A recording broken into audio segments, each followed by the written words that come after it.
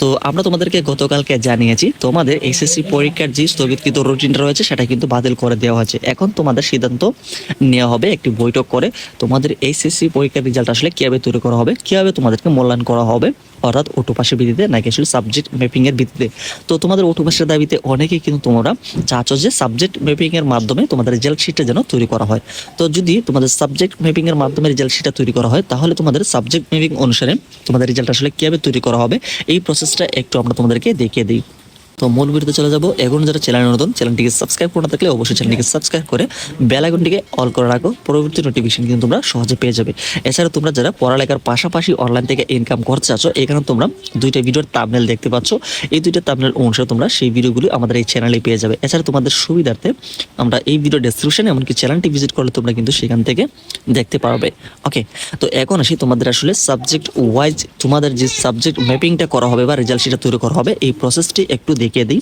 তো তোমাদের বোঝানোর সাথে আমরা এখানে রেজাল্ট শিট নিয়েছি এর আগের বছরের, অর্থাৎ এর আগের বছরের এইচএসসি রেজাল্ট শিট অর্থাৎ সাবজেক্ট ওয়াইজ গ্রেড বা মার্কশিট আমরা কিন্তু এখানে নিয়েছি, তোমরা কিন্তু এখানে দেখতে পাচ্ছ।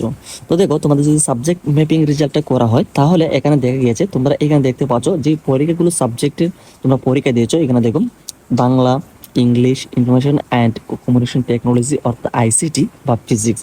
তো হ্যাঁ, এখানে একটা বিষয় বলি, তোমরা এখানে যে সাবজেক্টগুলি দেখতে পাচ্ছ বা যে মার্কশিটটা দেখতে পাচ্ছ এটা হচ্ছে সায়েন্স ব্যাকগ্রাউন্ড যারা রয়েছে অর্থাৎ বিজ্ঞান বিভাগের। কিন্তু তোমরা যারা আর্টসে রয়েছে বা কমার্সে রয়েছে তোমরা জাস্ট ঠিক সেম প্রসেসে এই প্রসেসটা তোমরা বুঝতে পারলে তোমরাও কিন্তু এই প্রসেসটা বুঝতে পারবে সাবজেক্ট ম্যাপিং এর তোমাদের সেই সাবজেক্ট অনুসারে। কেমন? তো এটা নিয়ে আসলে সমস্যা হবে না। তোমরা যে সাবজেক্ট ম্যাপিংটা আসলে কীভাবে হয় সেটা একটু খেয়াল করো। তো এখানে দেখবে যে তোমাদের আসলে কোন কোন পরীক্ষা হয়েছে আবার কোন কোন বিষয়ের পরীক্ষা হয়নি এই বিষয়ে তোমরা কিন্তু ভালো করে জানো। তো দেখো তোমরা কিন্তু এখানে দেখা গিয়েছে তোমরা এই সামনের দিকে যে সাবজেক্টগুলো রয়েছে Bangla, English, information and communication technology বা ফিজিক্স রয়েছে এই সাবজেক্টগুলি তোমরা পরীক্ষা দিয়েছো।